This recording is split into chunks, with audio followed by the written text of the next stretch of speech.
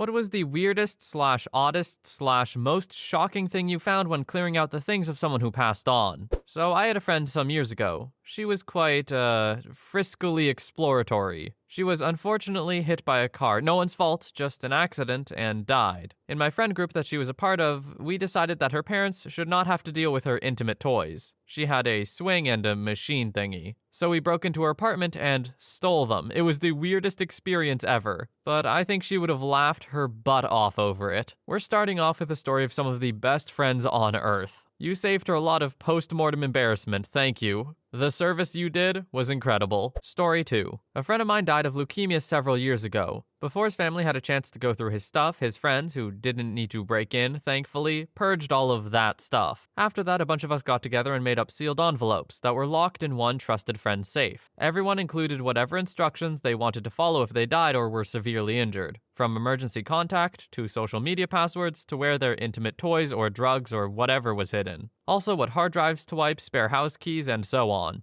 All the stuff you would want your closest friends to take care of. It's been years since we did all that, and it's probably time to update everything. Story 3. I used to work for an auction house that would come in after a person died, usually at instruction of their child who didn't have the time to deal with it themselves. We would catalog everything and then sell it. We saw amazing things, perfectly preserved baby toys from the 20s and 30s, sets of family china from great whoever's wedding perfectly packed away. One house looked like it was frozen in the 60s. No new appliances or furniture, just original style maintained perfectly by grandma till her death. The best find was a hidden archive of World War II memorabilia from when the deceased person fought in the war. He clearly hid it away from sight and mind, back of a basement closet. We found guns, tons of medals and patches, an old uniform, and a few pictures. We called their child to ask if they wanted us to keep any of this. We noted that some of the medals were very important, but they had asked us to get rid of everything. I had to look each one up before placing it on the market, and that man saved a lot of butt in his day. Story 4. My husband's first wife died of cancer a few years before we started dating. When she died, he didn't have the time or energy to deal with a lot of her things, so he basically just packed it all up into boxes and stuck them in the basement. Years and years later, we're engaged and about to move, so we decided to go through the boxes together. We knew she was big into snowboarding, but we didn't know how much until then. We found various pictures of her out on the slopes with Jake Burton, founder of Burton Snowboards, as well as Mike Olson, founder of Lib Technologies, which produces Roxy Snowboards and a few other brands, and David Kemper, founder of Kemper Snowboards. Apparently, she was tight with the pioneers of snowboarding. I just want to say I think it's hilarious that OP had to specify before we started dating,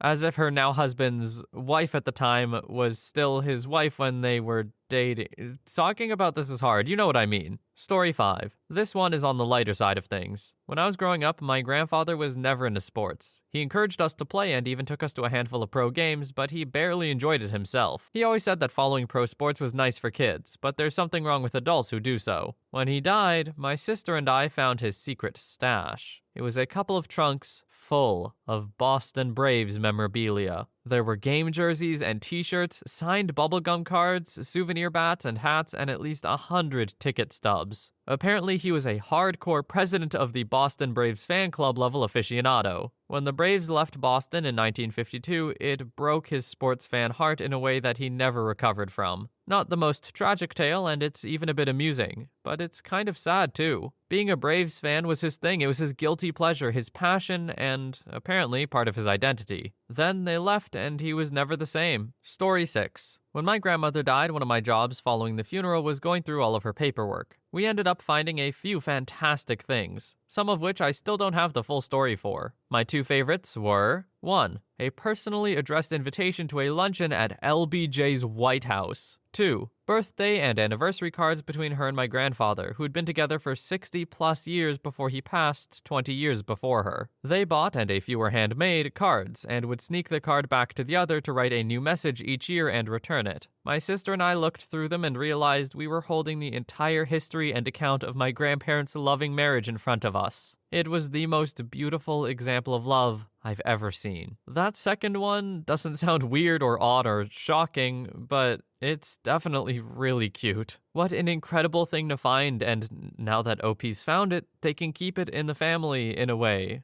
Obviously, passing it down from generation to generation, that might be a bit weird, but I don't know, just hold on to them. Because OP's right, that is an incredible show of their love for each other. Although I bet the grandparents are looking down and being like, excuse me, why are you going through that? That's my personal stuff. Oh, don't read that one. Story 7. My grandmother. Growing up on a North Carolina farm, she was able to take French in high school because my great-grandparents insisted on it being available in the local school. She had a pen pal in France who was about the same age. She had a series of letters from her pen pal, with the very last one saying, "They say that the Nazis are almost here." Edit. He sent a newspaper saying it, not a letter, as the last thing he sent. There is a huge tangential edit on this one, so if you want to read that, find it online. I'm not going to read it out. It's like 2.5, it's like 2 pages long. It's a lot. It would eat up a lot of time, and it's not super relevant to the question. So we move on. Story 8. When my grandma died, my mom and aunt asked me to be the one to go through her closets. I found a lot of interesting stuff, but the most shocking was her personal diary, dating back more than 40 years. My granddad cheated on her very openly, which I already knew, but she never talked about it. Reading her own perspective on the story was a wild ride. I didn't keep the diary. My mom didn't want it either, so I just gave it to my aunt. I don't know if she kept it. Edit. I guess now I have to tell the full story. I wasn't expecting this to get so much attention. So the area where I live is an urban place now, but in the 60s and 70s when this story took place, it was fairly rural. And this story goes the way rural stories tend to go. It's also worth noting that the story takes place in South America, so culture is a bit different. My grandparents didn't get too much of a chance to know each other before marriage. He was a friend of a family member, and he was introduced to her, and they were married a few months later. They had 5 children, but as the years passed, he just grew discontent. I don't remember the words she used specifically, but the main point is that he was looking for more, if you know what I mean. He started cheating on her. According to her diary, she knew, but she decided not to do anything drastic out of fear of not being able to support her family by herself. 5 children are a lot of mouths to feed. But it all came to a head when she heard that her husband had an out-of-marriage son. At this point, she kicked him out of the house. The diary doesn't describe it that way, but it's essentially what happened. The most interesting part, though, is what happens next. The mother of my granddad's other children was, to put it lightly, a jerk. The diary doesn't go into detail, but my grandma heard that the kids were neglected and abused, so she asked her husband to bring her the children. So my grandma took care of her husband's extramarital children, a boy and a girl aged 5 and 4 respectively. So now she has 7 children in her house that she was taking care of. The diary doesn't directly say what happens next, but inquiring from my oldest aunt who remembers the ordeal, after several years my granddad's mistress came to the house and demanded to take the children away. The most interesting part of reading the diary was seeing the way she described her own feelings. The first few chapters were heartbreaking to read, but she at least wrote it in a hopeful tone. The last page of the diary was a confession, where she said that she forgave her husband and his mistress for everything they'd done to her. While I was reading it, I could feel her heartbreak. My grandparents were never legally divorced, but they lived separately for the rest of their lives. He built a house in another rural area. That area is still rural today, and the house still stands, where he lived for a few decades, before moving in with one of my aunts. He died in 17, and my grandma died in 18. During my grandma's funeral, so before I discovered the diary, the oldest son of my granddad's mistress said that he considers my grandma to be his real mother. She cared for him and his sister when nobody else did, and he said that it's thanks to her that he's still there. He and his sister are part of the family as far as we're concerned. As for their mother, I have no idea what happened to her. My grandmother was the sweetest person I've ever known, and it honestly amazes me that she went through so much and managed to stay hopeful and positive. This is another thing that I feel like the person may not want you to read, or maybe she does, I don't know. Because in some way, it's something that you would never want to tell someone while you're alive, like these are feelings that are very personal. But after you're dead, maybe you do want someone to know how you felt. To know that even if it's after death, there is someone who will understand what you were thinking and feeling at that time, when all you could do at that time was just bottle it up inside and write about it. This must have been incredibly hard, and I can't believe how strong of a woman she must have been to raise 7 children, 2 of whom were not her own. That is a huge W for Grandma. Story 9. My grandma was a child of the Depression and as such didn't trust banks. She lived alone for years and toward the end she started developing dementia. When she had to be moved for care, we found Ziploc baggies with thousands of dollars hidden all over the house. In the freezer, taped to the back of furniture and underneath tables, in the backs of toilets, etc. Her house was sold to placate Medicaid, and the people who bought it were her long-term neighbors who loved her very much. They called another 5 or so times when they found even more money in the floor, the cellar, and the shed. I believe there's still probably more that we'll never know about. She spent her last years on Social Security, budgeting every dime, and all the while was sitting on a small fortune. Thankfully, Medicaid didn't know about her stash, so the family got to keep it all. Ooh, taxless inheritance. Fun. Maybe Grandma was onto something. Story 10. I found a letter to a man my mom was pursuing romantically and things didn't work out. She was begging and pleading with him to stay for the sake of myself and my brother. She just wanted us to have a good father figure and didn't want him to leave.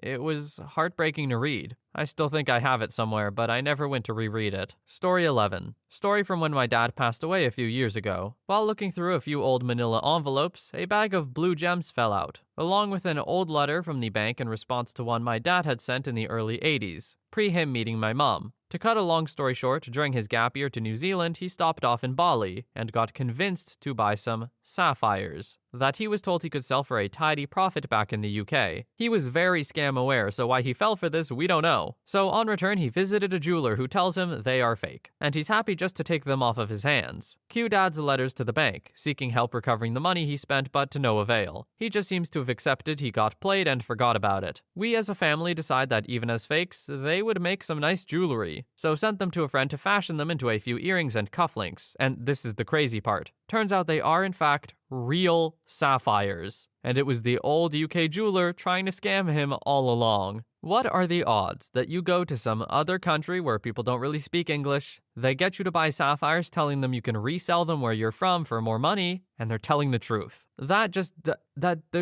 just no way. OP's dad got crazy lucky here, and he didn't even know it. Story 12. My parents divorced when I was young, and my mom got remarried very quickly. When my dad's mom died about 5 years later, I found a notebook in her closet with detailed notes about my mom and stepdad, based on info that my grandma had gotten from me and my little sister. Apparently, she was convinced that my mom was an unfit mother and that my stepdad was most definitely a child toucher. And the notebook was for a lawyer because they were trying to get my dad full custody. Of course, neither of those things were true, and she eventually calmed down about the situation when she saw how much we loved my stepdad. But it was still shocking for me as an 11-year-old to read a bunch of misinformed paranoid entries intended to paint my mom in the worst possible light. Story 13. When my best friend and her boyfriend died in a hydroplaning accident, I went to clear out her house since her family was out of state. They should be grateful. I disposed of literally dozens of adult toys and a bunch of lingerie. I knew what I was going in there for, but I was still surprised by the overall size of the strap-on that was prominently displayed in their room. Her boyfriend was also a preacher's son, so I also took all of the drug paraphernalia out of their room so that his parents wouldn't have to face harsh disillusionment with their son's piety less than a week after his death. He only smoked weed, but that still would have been scandalous enough to taint their memory of him. Story 14. My dad and my uncle were tasked with cleaning out my great-grandma's house when she moved into an assisted living facility, and the story of her death is morbidly funny but also sad. They found some typed recollections of a road trip through Scotland she and her sister took, where she got waited on in a cafe by a very nice young man, which we think was her way of saying he was gay. Then my uncle gestured to me and said that, my name, I know you're interested in family history, so I was thinking you'd like this, and handed me an old bottle. Inside is what looks like a small gray pebble that has partially dissolved into dust. It is labeled John's Appendix, 1907. It turns out my great-granddad was one of the first British recipients of an appendectomy when he was young,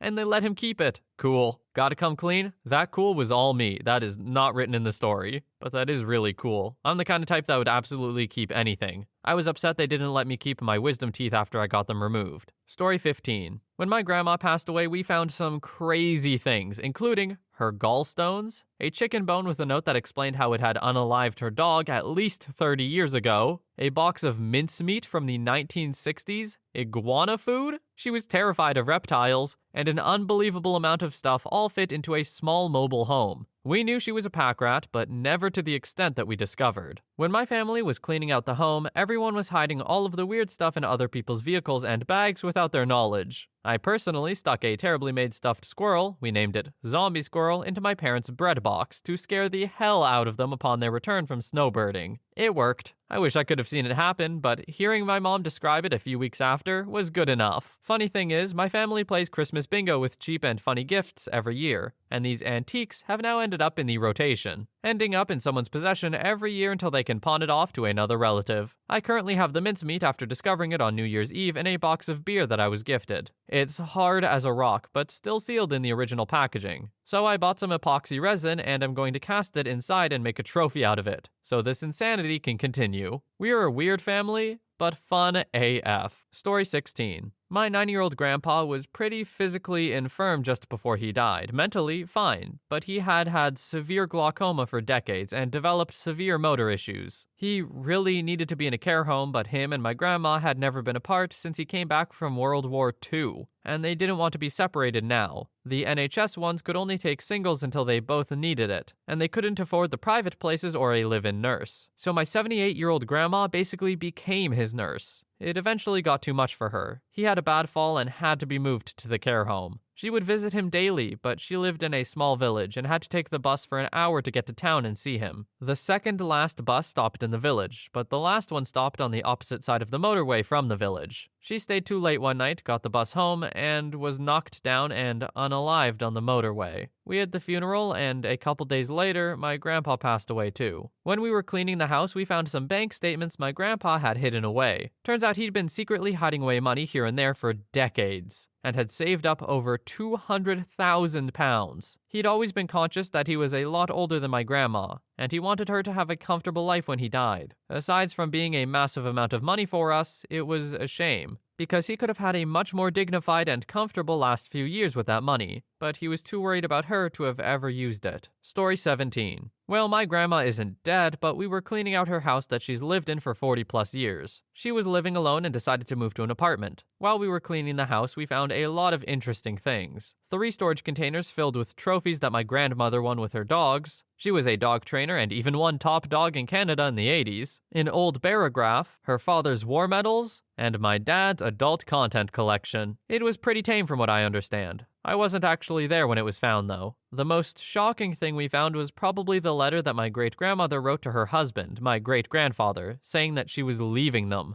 My grandmother found it shoved in a drawer. Story 18. My grandmother was born in Texas in 1921. That's what she told everyone, and that's what everybody understood. Her brother said she was born in Texas. On her marriage certificate, it states that she was born in Texas. She died in 2000, and her death certificate said she was born in Texas. When my grandpa died in 2003, we were going through everything in their house, and we found her birth certificate. She was born in Ozark, Arkansas. Anybody and everybody who might be able to shed some light on that discrepancy is dead and gone. It's no big deal, but it's really interesting. Definitely piques my curiosity. This is a great one to end on, I think. It's the perfect amount of mystery, isn't it? Because it truly is an incredible question. Why did she do that? Personally, I'm gonna believe that she did it because it would be funny. Imagine that you have a hidden bit that only you know, and it's something completely mundane that never really matters. But you just lie about it constantly and it becomes the truth. And every time someone asks you where you're from, you can just snicker a little in your head. Or also, maybe fun, maybe she's running from the law. That'd be pretty cool. If you have any theories about this, let me know. Thanks for watching.